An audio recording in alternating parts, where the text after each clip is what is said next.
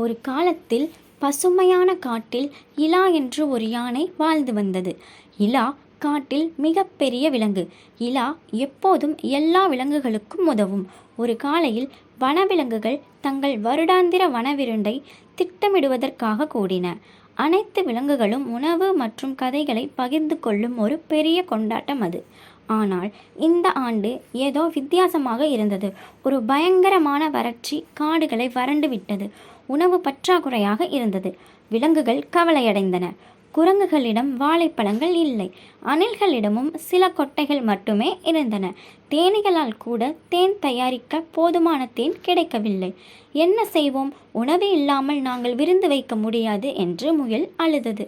இலா முன் வந்து, கவலைப்படாதே, நாங்கள் ஒன்றாக வேலை செய்வோம். நாம் அனைவரும் நம்மிடம் உள்ளவற்றில் சிறிதளவு உணவு பங்களித்தால் போதும், விருந்தை சிறப்பாக வைக்கலாம் என்று கூறியது. விலங்குகள் ஒப்புக்கொண்டன.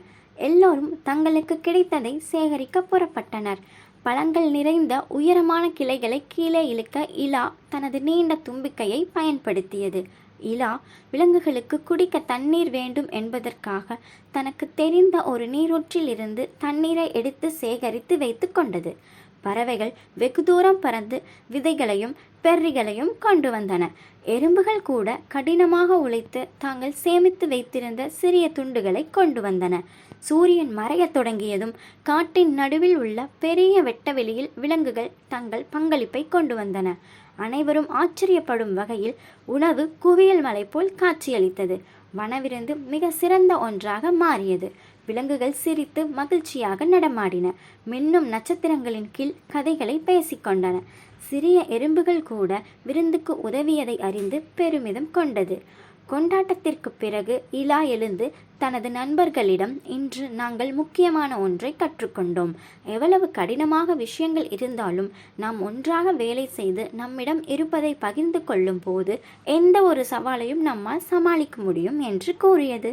அன்று முதல் வனவிலங்குகள் இலாவின் வார்த்தைகளை நினைவில் வைத்து கொண்டன.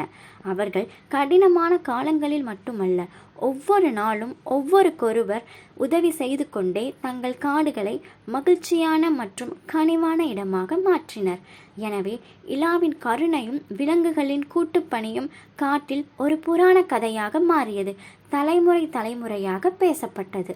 கதையின் நீதி: கருணையும் கூட்டுப்பணியும் கடினமான சவால்களை கூட சமாளிக்க முடியும்.